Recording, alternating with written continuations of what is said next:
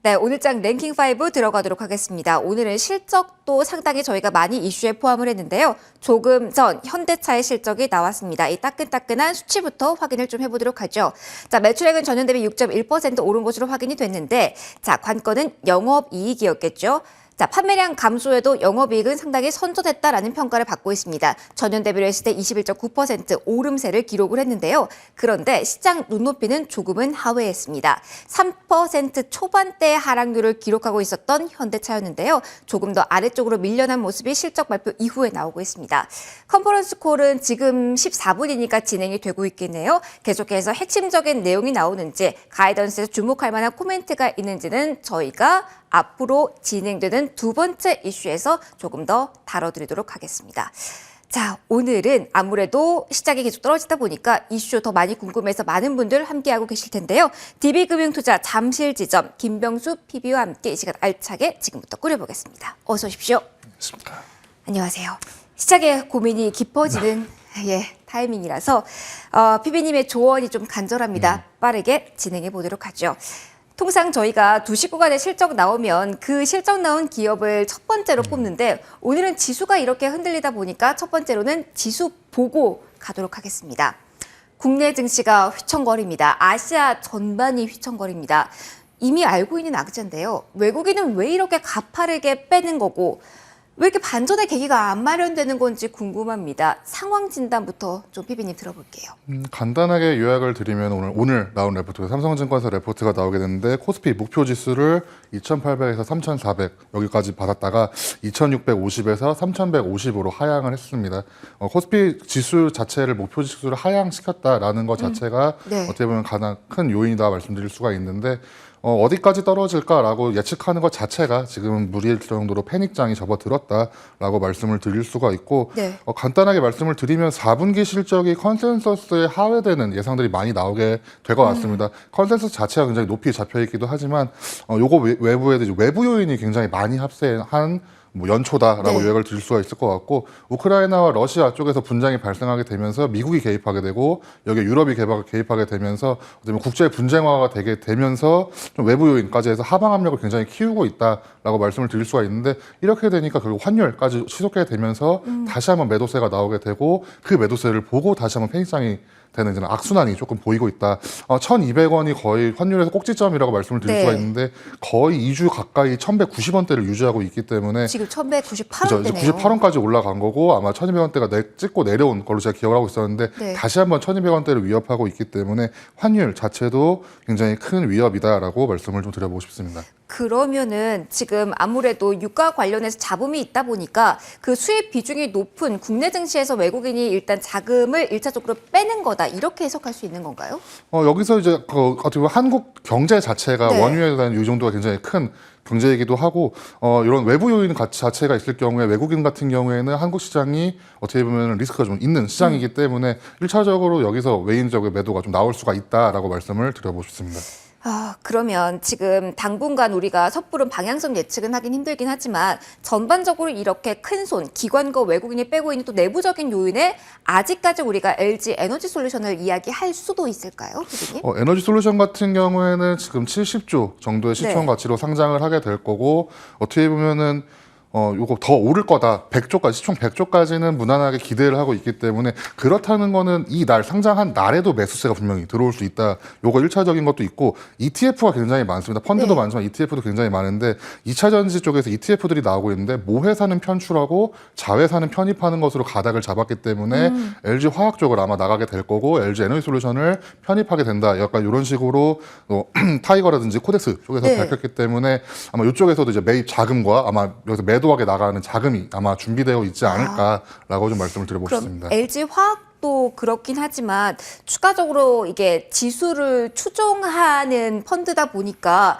사이즈가 큰 시총 2위, 3위가 예상되는 엔소를 담으려면 삼성전자, SK하이닉스 같은 대형주를 더 많이 팔 것이다라는 예상도 있던데 전반적으로 대형주의 추가적인 흔들림도 감안해야 될까요?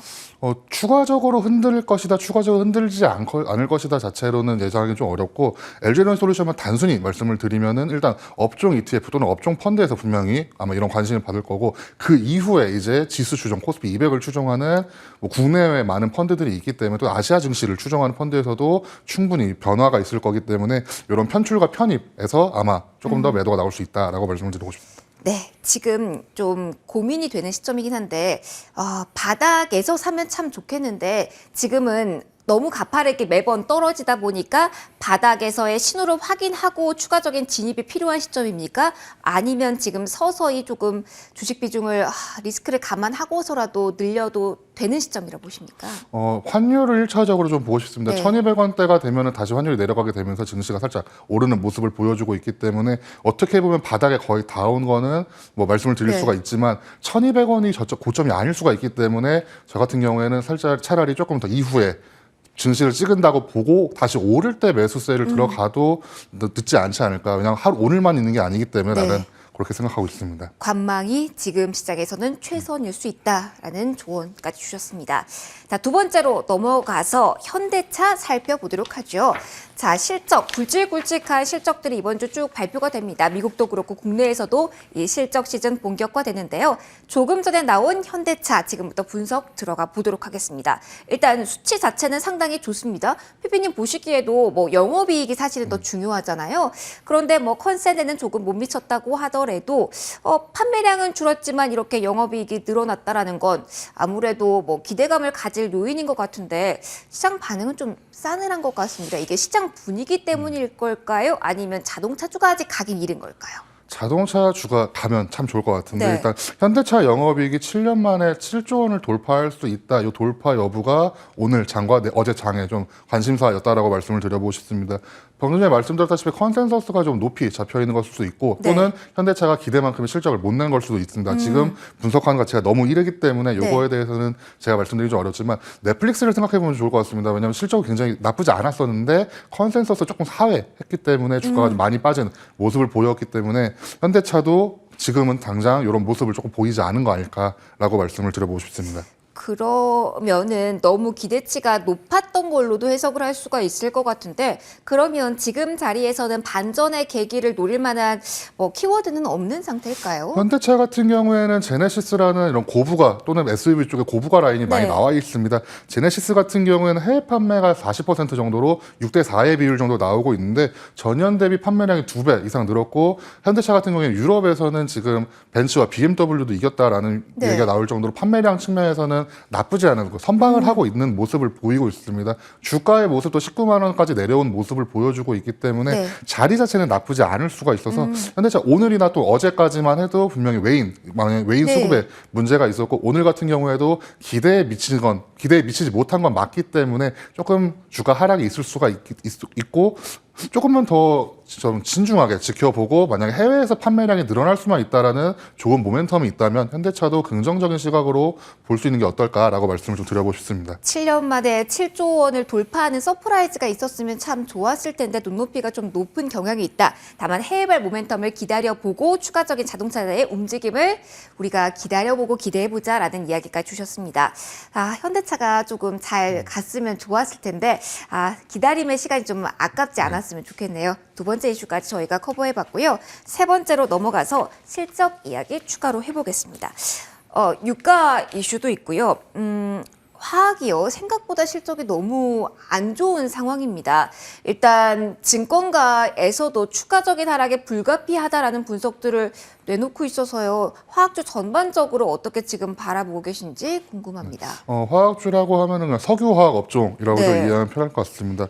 유가 상승을 비롯해서 이제 공유에다가 운임, 해양 운임까지도 많이 오르게 되면서 물가가 굉장히 치솟는 모습을 보이고 있습니다. 결국에는 원자재 가격이 상승하게 되었고, 이 원자재를 바탕으로 제품을 생산하는 업체들이 좀 실적에 조금 타격을 입을 수가 있다라는 네. 기사들이 좀 나오게 되면서, 뭐 예를 들어 대한유라든지 예를 들어 PI 첨단 소재라든지 이쪽에서 조금 원자재 가격이 많이 오르는 바람에 이거에 대한 이제 원자재를 갖고 와서 제품을 생산하는 업체들이 조금 문제가 있을 수 있다라는 리포트가 수익성에 나오고 대한 있죠. 우려 때문일까요? 그렇죠. 여기서 이제 석유화학 업종에서는 조금 문제가 생긴 건데 반대로 보면은 정유 업종은 또 생각보다 나쁘지 않은 흐름을 네. 좀 보였습니다. 국제유가가 $80 이상 넘어가게 되면서 정유 업체들은 조금 뭐 희라고 할 수가 있고 석유화학 업종에서는 좀 비가 나오고 있는 오늘 같은 경우에는 뭐 전체적인 시장 자체가 좀 문제가 있었기 때문에 그리고 WTI 같은 경우도 $85 이상을 찍은 다음에 지금 $83 정도의 네. 모습을 보이고 있고 앞으로 우크라이나 쪽에서 분쟁 이게 좀 장기화되거나 만약에 반응이 나오게 된다면은 석유화학 업종에서도 분명히 무슨 문제가 있을 수가 있기 때문에 조금 신중하게 투자를 이어나가야 할 필요가 있지 않을까. 너무 외부 요인이 굉장히 많은 시기라고 좀 말씀을 드려보고 싶습니다. 그러면은 지금 투자 아이디어를 잡아본다면 오히려 정유 섹터를 보는 게 낫다라는 말씀이실까요? 화학과 뭐 석유화학 업종과 정유 쪽을 봤을 때는 분명히 기름, 유가라고 표현할 수가 있는데 유가 상승은 불가피할 수가 있다고 생각할 수가 있을 것 같습니다. 유가 상승을 예측하시는 유가 상승이 건가요? 조금 네. 나올 수가 있을 것 같습니다. 코로나19가 이제 종결이 되고 또는 국제 분쟁이 늘어나게 되면은 유가 상승이 조금 더 나올 수가 있기 때문에 아직은 석유화학 업종을 조금 물론 관심사에 관심 업종에 넣어줘야만 하지만 석유화학 업종을 보는 것보다는 정유 쪽에 조금 더 긍정적인 시각을 보내는 게 어떨까라고 말씀을 좀 드려보고 싶습니다. 정유를 접근할 때도 좀 장기적으로 보기에는 좀 무리가 있을까요? 어떻게 보세요? 유가 같은 경우에는 지금 $100 시기까지도 네. 나오고 있는 얘기가 있기 때문에 유가 자체만을 말씀드리면 위로 조금 열려 있다. 그렇기 때문에 석유화학 업종 또는 이제 정유 업체에서 볼 때는 좀 장기적인 시각으로 보셔도 충분히 나쁘지 않을 수가 있다라고 말씀을 좀 드려보고 싶습니다. 대신 유가의 추이를 좀 면밀하게 볼 필요가 있겠네요. 석유화학 섹터 분석을 좀 해드렸습니다. 네 번째로 좀 넘어가서 철강에 대한 이야기도 해보겠습니다. 화학과 함께 경기 민감 섹터기도 한데요. 철강주가요. 오늘 좀 차별화된 모습 보이고 있습니다. 오전부터 튀는 쪽은 중소형주. 대형은 또 하락폭이 깊은 편이거든요. 이렇게 중소형주만 특히 강한 흐름을 어떻게 해석하면 좋을까요? 현대제철, 포스코를 이제 대형주라고 네. 볼 수가 있고 무슨 스틸 또는 이런 쪽을 보면은 약간 중소형 철강 업체라고 볼 수가 있을 것 같습니다. 철강 업종 전반, NRC라든지 문배철강, 또 한일철강 이런 것들 철강 업체 전체 같은 경우에는 지난해 철강 업계가 역대급 실적이 나올 거다라는 전망이 있었습니다. 그리고 올해도 이거 이어질 전망이기 때문에 앞으로 더 좋은 모습을 보일 수가 있다. 근데 오늘 같은 경우에는 하이스틸이라든지 약간 중소형, 네. 생소할 수가 있는 이런 철강 업체들이라고 말씀드려보고 싶습니다. 포스코와 현대제철은 약간 빠지는 모습을 좀 보여주고 있고 이에 반해서 중소형 철강 업체들은 좀 오르는 모습을 보이고 있는데 포스코 같은 경우에는 약간 물적 분할 이슈가 있는 바람에 이런 철강 업계 이런 훈풍에 약간 탑재하지 못하는 모습이지 않을까. 그러면 이게 궁금한데 국민연금이 찬성표를 물적 분할에 던졌지 않습니까? 이에 대한 실망감으로 나오는 조정이라고 오늘 보시는 걸까요? 물적 분할이기 때문에 실망감이라기보다는 이제 네. 포스코 홀딩스가 새로 지주회사가 나오게 될 거고 기존의 포스코는 이제 철강업만 네. 하게 되기 때문에 약간 지금까지 포스코라면은 자회사들을 거느리고 있는 또 2차 전지 쪽에서도 수혜를 보고 이럴 수 있었던 포스코가 철강 업체만으로 좀 변화하기 네. 때문에 그거에 대한 매도세가 나온 거고 앞으로 지금 철강 업계 같은 경우에는 올해도 조선이라든지 자동차 업계에서 철강 수요가 굉장히 늘 거라는 기대가 있어서 철강 업계 같은 경우에는 올해 내내 이제 앞으로 긍정적인 시각을 유지하면서 보시면은 좋을 것 같습니다. 화학과 달리 실적 키워드가 조금 호재성 재료로 인식이 된다라는 말씀이신 것 같은데 그러면은 사실은 뭐 대형주도 그렇고 그 수혜를 받아서 중소형 가공 유통하는 업체들도 좋다라는 평가가 많거든요. 근데 오늘 일단 중소형주가 좀 튀어 오르긴 해서요. 어느 쪽에 대한 투자 아이디어를 좀 적극적으로 가져가 보는 게 좋다고 보시는지 궁금합니다. 저는 일단 네. 대형주가 먼저 가고 그 이후에 중소형주가 가는 게 조금 선순환이라고 생각하고 있는데 오늘 같은 경우에 철강 업체들이 오르는 모습은 철강 업계 전반적인 모습이라기보다는 특정 섹터에 약간 튀어오름이지 않을까라고 말씀을 좀 드려보고 네. 싶어서 단발성이다. 단발성일지는 제가 감히 예측할 수는 없지만 오늘 같은 이런 모습을 보이는 경우는 드물기 때문에 철강업계 전반적인 이런 시사라든지 이런 공부를 좀 토대로 네. 신중한 투자를 이어나가는 게 낫지 않을까라고 말씀을 드려보고 싶습니다. 다만 올해에도 뭐 장밋빛 전망 예상한 리포트가 많은데 거기에는 동의를 하시는 예, 건가요? 추가적으로 철강 같은 경우에는 맞습니다. 철강에는 이제 자동차라든지 조선업이 아마 좋을 거기 때문에 네. 그거에 대해서는 철강 수혜가 충분히 있을 수 있다라고 말씀을 드려보고 싶습니다. 네, 철강 주가 저희가 체크를 해봤고요. 마지막 이슈는 어제와 마찬가지로 코로나 관련 이슈를 정리해 보도록 하겠습니다. 확진자 수가 피비님 계속 늘고 있습니다. 사실은 이게 저는 좀 변동성이 너무 크잖아요. 그래서 조금 접근하기 어려운 섹터라고 생각을 했는데 지수가 부진하다 보니까 이쪽으로만 좀 많이 시세가 분출되는 듯해서 투자 아이디어를 좀 오늘 자세하게 듣고 싶습니다. 코로나 관련주, 확진자 수 증가 10,000명, 내년 뭐 다음 달 3만 명까지 나오고 있는데 계속 들고 가도 되는 투자 아이디어일까요?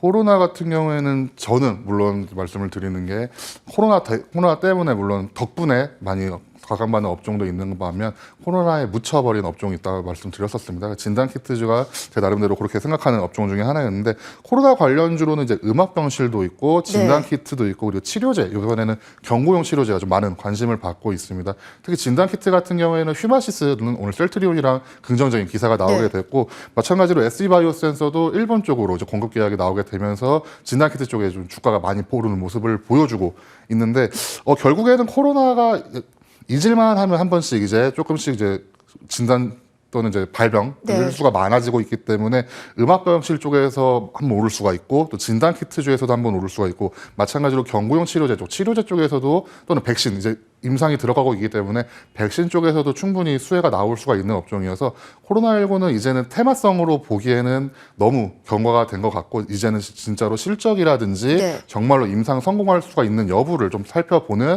바이오주의 하나가 아닐까라고 좀 말씀을 좀 드려보고 싶습니다. 이전에 제 기억으로는 진단키트 같은 경우는 코로나 이외에도 다른 수요가 있기 때문에 실적이 비교적 탄탄하다라는 말씀 해준 걸로 기억을 하거든요. 그럼 실적 키워드를 본다면 이 안에서 볼만한 섹터는 진단키트가 될까요? 진단키트 같은 경우에는 코로나로 시작된 게 아니고 대장암 진단키트라든지 이런 다른 타 질병에 대한 진단키트로 시작된 감이 있었기 때문에 충분히 관심을 받을 수 있는 업종이었습니다. 하지만 코로나19의 진단키트가 워낙 많은 매출을 차지하고 있기 때문에 코로나19 쪽으로 치우친 감이 있어서 이거를 이제 벗어나는 게 좀 숙제가 아닐까라고 좀 말씀을 드려보고 싶고 심지어 유럽 같은 경우에는 코로나19 이제 엔데믹이라고 표현하게 되면서 주기적 유행을 진입한다라는 전망까지 나오게 되었고 그렇기 때문에 아마 진단키트 쪽도 코로나19 이외에 이제 다른 곳으로 가지 않을까 또는 PCR 검사를 이제 안 하고 있기 때문에 자가 진단 키트 쪽으로도 많이 이어지지 않을까라고 조심스럽게 한번 예상을 해보고 있습니다. 모멘텀 자체는 살아있다라는 진단 주셨습니다. 저희 5가지 이슈 쭉 정리를 해봤고요. 이 중에서 PB님의 원픽 이제 들어보도록 하겠습니다. 어느 쪽에서 나오셨을까요? 오늘 같은 경우에는 제가 현대차에 대해서 좀 말씀을 좀 드려보고 현대차요? 싶었습니다. 물론 현대차 실적도 굉장히 좋지만 아까 철강에서 말씀드렸다시피 자동차 업황이 올해에는 좋아질 수가 있기 때문에 이 말씀을 드리는 거고 3세대 플랫폼이 적용된 신차 효과가 충분히 기대가 되고 베뉴에서부터 GV80까지 SUV는 굉장히 고부가 가치이기 때문에 고부가 SUV의 풀라인을 구축한 상태입니다. 7년 만에 최대 실적을 기대했지만 약간은 못 미치긴 했지만 그에 버금가는 실적을 내기도 했고요. NH투자증권에서 1월 리포트가 이제 목표가 30만 원 정도로 나와 있기 때문에 외부 요인을 굉장히 많이 반영받는 현재 시점에서 조금 보수적으로 접근할 수가 있기 때문에 목표가 30만 원으로 두고 투자를 이어나갈 수가 있다면 현대차도 좋은 선택이지 않을까라고 말씀을 드려보고 싶습니다. 짧게만 질문 드릴게요. 항상 업계 대장주를 선호하시잖아요. 지금 시장 분위기 속에서도 여전히 중소형보다는 대형주를 대표 종목을 보는 게 낫다라는 관점 유지하실까요? 테마성 장세가 이어질 때는 지금 말씀하신 대로 테마 쪽으로 가는 게 맞는데 결국에는 경제가 좋아질 수가 있기 때문에 1등 기업이 먼저 갈 거고 그 이후에 이제 대안주를 찾는 게 정석적인 투자가 아닐까라고 말씀을 좀 드려보고 싶습니다. 1등주에 주목해보자. 그래서 자동차주 가운데 현대차 오늘 원픽으로 제시해 주셨습니다. 지금까지 DB금융투자 잠실지점 김병수 PB와 이 시간 함께 꾸려봤습니다. 오늘도 고맙습니다.